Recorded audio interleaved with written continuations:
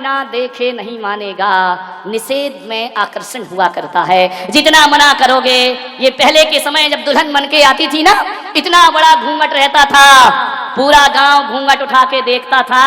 Free में नहीं, note दिए जाते थे, लिफाफे दिए जाते थे। और जिस दिन से घूंघट हटा है ना, कोई उन्हें देखने को तैयार नहीं हुआ करता है। ध्यान, घूंघट में आकर्षण था, बड़ा अट्रैक्शन था, पूरा गांव देखता था। अब काहे का घूंघट, काहे का घूंघट, विचार करिए। अब तो ससुर जी को शर्म लगे तो वही रुमाल डाल रहे हैं। ध्यान रखें, घूंघट खत्म हो गया, इसलिए तो झगड़े ज्यादा हो गए।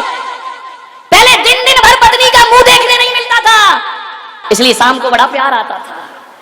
अब तो दिन भर ही शकल देख देख के हैरान हो गए, मान्यवर। इसलिए तलाक की तैयारियां जल्दी हो जाती है, शादी हो नहीं पाती है, सगाई होती है, मोबाइल का बिल बढ़ने लगता है। इन छोरों का देखो तो 1-1, 2-2 बजे रात तक लगे रहते हैं। अरे सारा प्यार मोबाइल में ही कर लोगे तो शादी के बाद क्या तलाक के पेपर लेके बैठोगे? विचार करिए। निषेध में आकर्षण, ध्यान रखना, निषेध रखिए। प्रेम को बढ़ाना है तो विरह बहुत जरूरी है, और मन को समझाना है तो मन की कहीं पर मत चलो। मन बस में होता है संयम की चाबुक से, ध्यान रखिए। महावीर ने कहा है, मन को बस में करने के लिए संतुष्टि का भाव होना बहुत जरूरी है। मंदिर जाओ और शिकायत से भरे, दादाजी के प्रति शिकायत से भरे, माँ बाप के प्रति शिकायत से भरे, बहू सास के प्रति शिकायत से भरी है। एक बात बताओ, शिकायत वाला मन कब शांति का अनुभव करता है? अरे अहो भाग्य से बहो, मंदिर जाओ और कहना, भगवान मेरी औकात से ज्यादा तूने प्रदान किया है, मैं तुझे धन्यवाद देने के लिए आया हूँ। आप संत चरण में जाओ, शिकायत से मत भरिए, ऐसा सोचिए कि मेरे जीवन का पुण्य उदय है जो संतों का आशीर्वाद मुझे प्राप्त। अहोभाव से भरिए, धन्यवाद से भरिए। जितना अहोभाव आएगा उतनी मन में शांति आएगी, और जितनी अभावों पर दृष्टि रहेगी, जितनी शिकायतों पर दृष्टि रहेगी, मन अशांत होता चला जाएगा। सौभाग्य मानिए, जो भी मिला है किस्मत मानो अपनी।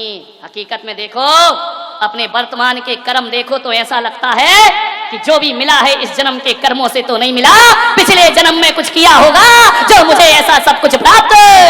सौभाग्यशाली मानिए अपने को, धन्यवाद दीजिए परमात्मा को, अपने आप को मानिए। शिकायत से भरोगे तो कुछ ना मिलेगा। एक बात याद रखना, खतरनाक ना वाणी होती है, ना आंखें होती हैं, ना खतरनाक इंद्रियां हुआ करती है।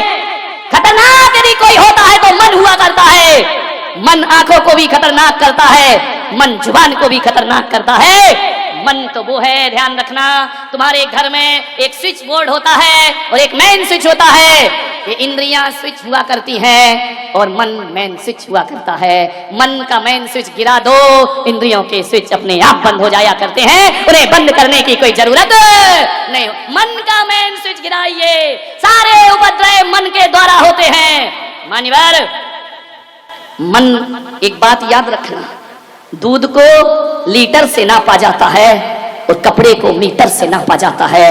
एक बात बताओ, मन को नापने का कौन सा तराजू तुम्हारे पास है? मन के नापने का कोई तराजू नहीं है। कभी आकाश की ऊंचाइयों में जाता है मन, और कभी खंबात की खाड़ी में गिर जाता है मन। ध्यान रखना, ये मन बड़ा नादान, जितना इसे मनाओ उतना मचलता है, उतना दूर भागता है। एक बात याद रखिए, सम्राट सिकंदर जब भारत को जीतने के लिए आए, विश्व विजेता बनने का ख्वाब लेकर जी रहा है, किसी व्यक्ति ने यूनान से आते समय कहा कि सम्राट, भारत जा रहे हो, क्या लेकर आओगे? सम्राट ने कहा, भारत सोने की चिड़िया है, वो सारे सोना भारत से लेकर मैं यूनान में आ जाऊंगा, भारत को लूट कर लाऊंगा। किसी वृद्ध ने कहा कि सम्राट, भारत से केवल सोना लेकर मत आना, भारत जा रहे हो तो दुनिया के सभी देशों के पास सोने चांदी मिल जाएंगे, भारत से तो वहां का अध्यात्म लेकर के आना, क्योंकि जो अध्यात्म भारत के पास है वो दुनिया में किसी के पास नहीं हुआ करता है। सम्राट आया, भारत को लूटा, और लौटते समय उसने अपने एक सैनिक से कहा कि मुझे उस व्यक्ति की एक बात याद है कि कि भारत का अध्यात्म हमें लेकर चलना है। जंगल से घोड़ों पर गुजर रहा था। एक झरने के नीचे दिगंबर मुनि विश्राम कर रहे हैं। सैनिक पहुंचा, नग्न दिगंबर काया, हाथ का सिरहाना, धरती बिछाना, आकाश ओढ़ना। उसने जाकर के कहा, संत जी सम्राट बुलाते हैं तुम्हें। संत ने कहा, कौन सम्राट? अरे सम्राट सिकंदर, विश्व विजेता सिकंदर। अरे संत ने कहा, मैं किसी सिकंदर को नहीं जानता। बोले, अरे सारी दुनिया उसे जानती है और तुम नहीं जानते हो। बोले, मैं नहीं जानता किसी सिकंदर को। अरे बोले, वो सम्राटों का सम्राट है। अरे बोले, होगा, मेरे किस काम का? अरे बोले, तुम्हें अपनी जिंदगी से प्रेम नहीं है, किस जिंदगी की बात करते हो? हम जिंदगी से प्यार नहीं, हम आत्मा और परमात्मा से प्यार करने वाले लोग हैं। और यदि आत्मा और परमात्मा के लिए ये जिंदगी छोड़ना पड़े तो भारत का संत उसके लिए तैयार हुआ करता है। एक बात याद रखना, जाओ सम्राट से कहना, हम लोग शरीर छोड़ सकते हैं मगर सिद्धांत नहीं छोड़ सकते हैं। हम उस देश के रहने वाले लोग हैं। बोले, सम्राट आपको बुलाते हैं। संत ने कहा, बड़े बड़े सम्राट हमारे चरणों में आते हैं, हमें कोई सम्राट बुलाए इतनी ताकत किसी में। बोले, तलवार से सर अलग कर दिया जाएगा। बोले, इसकी परवाह कब है मुझे? जाओ तुम्हारे सम्राट को बोलना, भारत का संत तुम्हें आदेश करता है, उसे जरूरत है तो वो मेरे पास आए। हमारी भारत की परंपरा है कि प्यासा कुएं के पास जाता है, कुआं कभी प्यासे के पास नहीं जाया करता है। सम्राट सिकंदर के कान में शब्द पड़े। घोड़े पर बैठकर आए, रकाब पर पैर रखा हुआ है। सम्राट ने उस संत को देखा, कल्याण मुनि उस संत का नाम था। सम्राट ने कहा, है भारत के संत, मुझे देख, पूरी दुनिया जीती है मैंने। संत ने कहा, ओ भिखारी, तूने दुनिया जीती है, मुझे देख, खुद को जीता है मैंने। ध्यान रखिए, हमारे यहाँ वो विश्व विजेता नहीं होते जो दुनिया जीतते हैं, हमारे यहाँ वो विजेता होते हैं जो अपने मन को जीता करते हैं। बोले, चलो हमारे साथ। संत ने कहा, साइड हट, ऐसा सम्राट है तू, आकाश की फ्री में दी हुई धूप भी ले रहा है, तुझसे बड़ा भिखारी दुनिया में कौन होगा? सम्राट को चोट लगी, घोड़े से नीचे उतरा। बड़े बड़े दुश्मन मैंने देखे, मगर ऐसा ना देखा जो दिल पर चोट कर रहा है। उसने कहा कि संत जी, मेरे एक वृद्ध ने कहा है कि भारत से जब लौटो तो अध्यात्म लेकर के लौटना, मैं तुम्हें अपने देश ले जाना चाहता हूं। संत ने कहा, जानता है अध्यात्म क्या होता है? जरा एक बात बता सिकंदर, ये जो सारी दुनिया में लूट खसोट कर रहा है तू, ये सारी दुनिया को जो जीत रहा है, बोल इसके बाद तू क्या करेगा? बोले, मैं पूरे विश्व को जीत लूंगा। सम्राट जरा ये बता, तू करेगा क्या उसके बाद?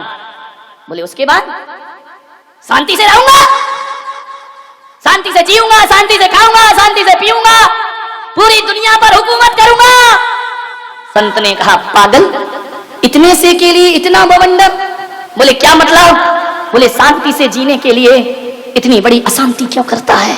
बोले, समझ नहीं पाया मैं। बोले, पागल, शांति के लिए दुनिया नहीं जीती जाती, शांति के लिए तो खुद को जीता जाता है, मन को जीता जाता है। अरे सारी दुनिया जीत कर भी शांति नहीं पा सकेगा। आ मेरे पास बैठ, और सारी दुनिया को ठुकरा के आत्मा की शांति को प्राप्त कर। एक बात याद रखना ग्वालियर वालों, तुम सोचते हो कि एक मकान बन जाएगा तो शांति मिलेगी, बीबी आएगी तो शांति मिलेगी, बच्चे होंगे तो शांति मिलेगी, दौलत कमाऊंगा तो शांति मिलेगी। सब कुछ तो करके देख लिया, मरते दम तक भी शांति ना मिली। मंदिर की शांति धाराओं ने भी शांति ना दी, शांति विधान ने भी अशांत ही बना करके रखा। मैं आपसे मेरा निवेदन है, एक बात गांठ बांध लीजिए कि शांति साधनों से नहीं मिला करती है, शांति तो परमात्मा की साधना से प्राप्त हुआ करती है। ख्याल रखिए, साधना चाहिए, साधनों से कभी शांति मिली है क्या?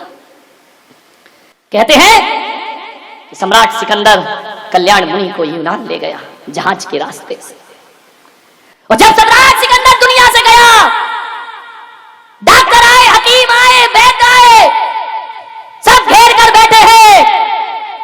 सम्राट सिकंदर से कल्याण मुनि ने कहा कि सिकंदर, अब तुम्हारे जीवन का समय खत्म हो चुका है। संत जी, एक दिन का जीवन दे दो। कल्याण मुनि ने कहा, हम कुछ नहीं कर सकते, इन हकीमों से कहो। हकीम जी, एक दिन का जीवन दे दो मुझे, भीख मांग रहा है विश्व विजेता अपनी जिंदगी की। क्या मिलता है दौलत से, साधनों से? जिंदगी को तरस रही है एक आत्मा। मुझे एक दिन का जीवन दो, मैं तुम्हें आधा राज्य दे दूंगा। हकीम ने सिर झुकाया कि नहीं, हम असमर्थ हैं, हमें क्षमा करें सम्राट। डॉक्टर वैद्य से कहा, मैं तुम्हें पूरा राज्य दे दूंगा, तुम मुझे एक दिन का जीवन दे दो।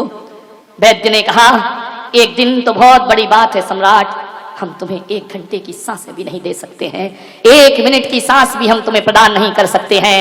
कोई मुझे जीवन नहीं दे सकता है, तो फिर मैंने ये दुनिया क्यों जीती है? क्यों तलवार की धार से हजारों का बेगुनाहों का खून बहाया?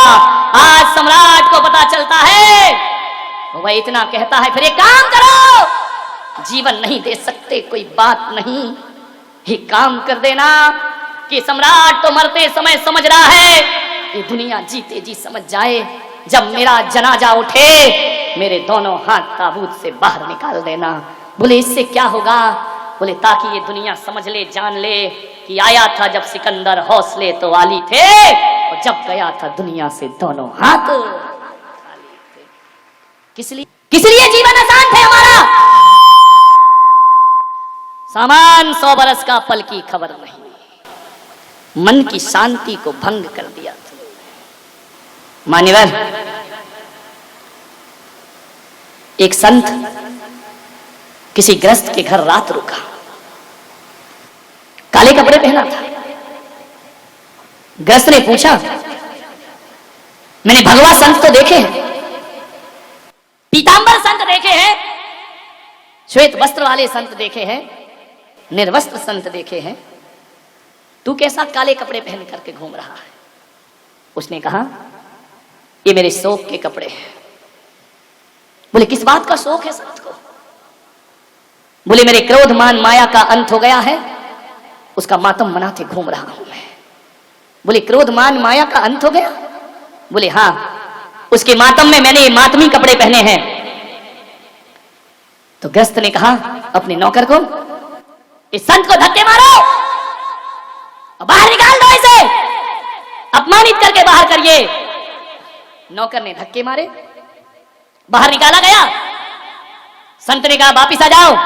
ग्रस्त ने कहा, वापिस आओ। फिर लौट कर आ गया। जैसे ही आया, नौकर से कहा, फिर धक्के मारो। कहते हैं 10 बार धक्के मारे, 10 बार बुलाया, संत फिर आया, फिर गया, फिर आया, फिर गया। सदग्रस्त ने कहा कि अब मैं कह सकता हूं कि तेरे क्रोध मान माया का अंत हो चुका है, तू महान संत है। मालूम है उसने क्या कहा? तूने 10 बार बुलाया, अंदर बुलाया, बाहर भेजा, और मैं आ गया, मुझे गुस्सा नहीं आया, ये मैंने क्रोध जीता है।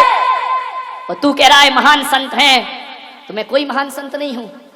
अरे एक कुत्ते को भी 10 बार मारो और रोटी दिखाओ तो फिर जाता है, फिर लौट करके आ जाता है, फिर जाता है, फिर लौट करके आ जाता है।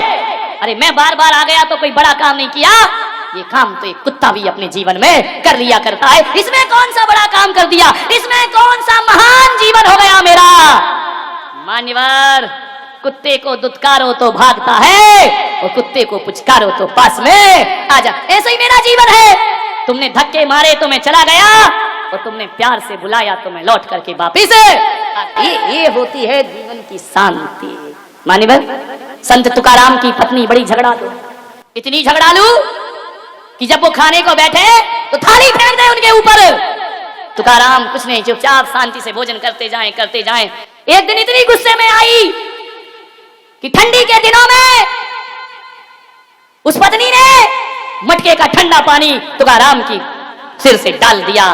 तुकाराम ने कहा, अभी तक तो मैं समझता था कि मेरी पत्नी ज्वालाबाई है, आज पता चला कि ये शांतिबाई भी बना करती है। ध्यान रखिए मान्यवर, बहुत कठिन काम है, प्रयास करें। एक व्यक्ति मेरे पास आया, बोले महाराज मैं संन्यास लेना चाहता हूं, तो मैंने कहा देर किस बात की है, अब तू सोच क्या रहा है, इतने अच्छे भाव बने हैं, चल साथ में। बोले महाराज जब तक प्रवचन सुनो लगता है सब छोड़ो। तो मैंने कहा बस उसी दिन छोड़ दे। बोले मन तो बहुत है कि मैं संन्यास ले लूं।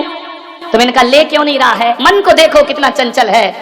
बोले महाराज आज जब मैं घर से आ रहा था पत्नी ने 3 बार हाथ पकड़ा, तुम संन्यास मत ले लेना, मैं मना कर रही हूं तुमको, महाराज के पास खूब जाओ लेकिन महाराज के साथ मत जाओ, ध्यान रखना। बोले महाराज मेरी इच्छा बहुत है, पत्नी राजी नहीं है, वो रोकती है। और एक दिन आपने अपने प्रवचन में कहा था कि किसी का दिल दुखाना पाप है, तो किसी से बड़ी तो मेरी पत्नी है, ये सोच करके मैं नहीं ले पा रहा हूं कि मैं उसका दिल कैसे दुखाऊं, क्योंकि आपने कहा दिल दुखाना हिंसा है, दिल दुखाना पाप है, मैं ऐसा पाप कैसे कमा सकता हूं, लेकिन मन बहुत है। वाह रे बेईमान आदमी।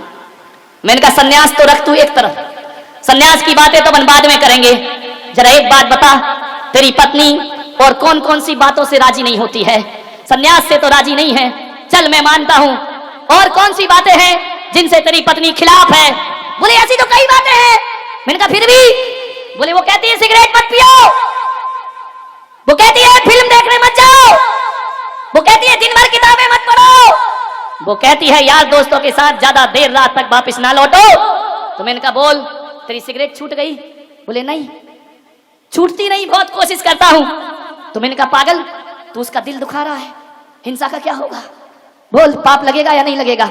संन्यास लेने में उसका दिल दुखेगा, सिगरेट पीकर दिल दुखाए जा रहा, सिगरेट फूके जा रहा है, अरे उस समय तो सोच हिंसा लग रही है, पाप हो रहा है।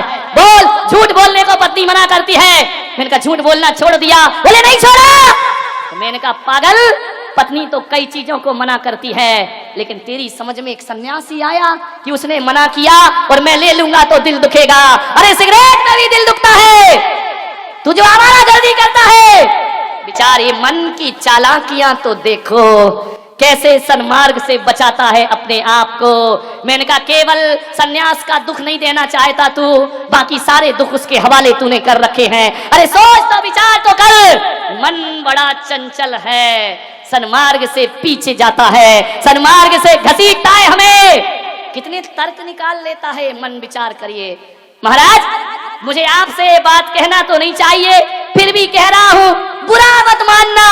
बात तेरे के मानूंगा तो मानूंगा, तू बोल दे जो बोल रहा है, मैं उसी समय समझ जाता हूं कि तू तो बुरा ही मानने वाली बात बोल रहा होगा, तब तो कह रहा बुरा मत मान। ये बड़े चापलूस लोग होते हैं, ध्यान रखिए। माने आओ मन की शांति की तलाश करें, छोटे से सूत्र दे रहा हूं। आओ मन को कैसे जीते। पत्नी किसे बुरी लगती है? पत्नी बुरी नहीं लगती, पत्नी जो अशांति फैलाती है वो अशांति बुरी लगा करती है। बच्चे किसे बुरे लगते हैं?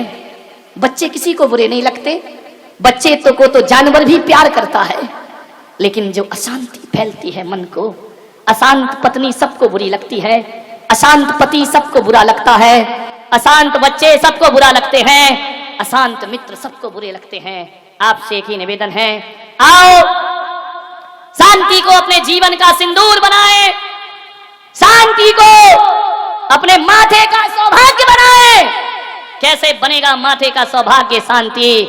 अरे सोने के कंगन पहन पाओ या ना पहन पाओ, शांति के कंगन रोज पहनना चाहिए। सोने के कंगनों से वो सुकून नहीं मिलेगा जो शांति की चूड़ियों से सुकून मिला करता है। शांति की साड़ी पहनो, शांति का भोजन करो, शांति का पानी पियो।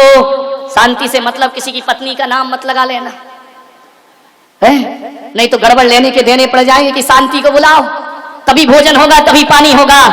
मन की शांति, अपने घर में एक शांति का बगीचा लगाओ जिसमें शांति के फूल खिलते हो, शांति का उपवन हो, ऐसा मकान बनाओ जिसकी छत शांति से ढली हो, ऐसा दीवार बनाओ शांति से शांति की ईंटों को जोड़ करके दीवार बनाई गई हो। मान्यवर हर जगह शांति, शांति की सीमेंट का अनुभव करो। आंख बंद करके बैठने से शांति नहीं मिलती है, शांति अकेला पानी मत पियो, उसमें शांति की टॉनिक भी पीने का आप प्रयास करिए। अकेला भोजन मत करिए, उसमें शांति के ग्रास भी बनाने का प्रयास करिए। मान्यवरों, हर जगह सुबह से शाम तक जब बोलो तो शांति से बोलो, सोचो तो शांति से सोचो, गाओ तो शांति से गाओ, चलो तो शांति से चलो, बैठो तो शांति से बैठो, सो तो शांति से सो। पलकें बंद करो तो इतनी जबरदस्त बंद मत करिए, ऐसे बंद करो जैसे खिड़की के पर्दे गिराए जाते हैं। वह नींद तुम्हारी थकान उतार देगी। ये होश पूर्वक सोना है, वो जहां खर्राटे आने लगे तो बेहोश पूर्वक सोना है। ध्यान रखिए, बेहोशी की नींद से थकान नहीं उतरती, प्रज्ञा नींद में सोइए। ध्यान रखिए, योग निद्रा जिसे कहा जाता है, पलकें बंद करो और ऐसा लगे कि शांति के वन में मेरा प्रवेश हो चुका है। सांसें ऐसे लो, बड़ी शांति के साथ सांसों को लेने का प्रयास करिए। सुबह से शाम तक उठते बैठते तक शांति के लिए कोई शांति मंत्र जपने की जरूरत नहीं। चप्पल भी पहनो तो शांति से पहनना, कपड़े भी पहनो तो शांति से पहनना, ग्राहक से बात करो तो बड़ी शांति से बात करो। जो व्यक्ति सुबह से शाम ये शांति की साधना कर लेता है, मैं कहता हूँ वो घर में बैठकर ही शांति नाथ हो जाया करता है। वह तीर्थंकर जैसी शांति का अनुभव। शांति तो रखो थोड़ा सा, मरने के बाद शांत हुए तो क्या खाक शांत हुए, जीते जी शांत होते हैं वो संत हो जाते हैं, मरने के बाद जो शांत होते हैं वो मजबूरी हुआ करती है। ध्यान रखना है, वो तो मजबूरी है, वरना मुर्दा भी शांत नहीं बैठे। ध्यान रखना, ये शांति की साधना, कोई त्याग नहीं करना है, कोई तपस्या नहीं करना है, कोई माला नहीं फेरना आपको, कोई वैराग्य नहीं लेना आपको। 24 घंटे शांति का अनुभव करिए। मान्यवर, समय की कीमत समझिए, बहुत शांति मिलेगी। शांति पाना है, घर को स्वच्छ रखो। जितना घर गंदा होगा, जितने घर में गंदगी होगी, कचरा फैला रहेगा, मन अशांत रहेगा। इसे महावीर ने कहा क्षेत्र की शांति। समय से 5 मिनट पहले करोगे, ये है समय की शांति। ध्यान रखिए, हर काम बड़ी शांति से करोगे, ये है मन की शांति। ध्यान रखना है, आपको जीवन में शांति प्राप्त करना है। समय से पहले काम होना चाहिए, साफ सुथरा घर रखिए। एक बात याद रखें, शांति से जीने और बोलने का प्रयास करिए।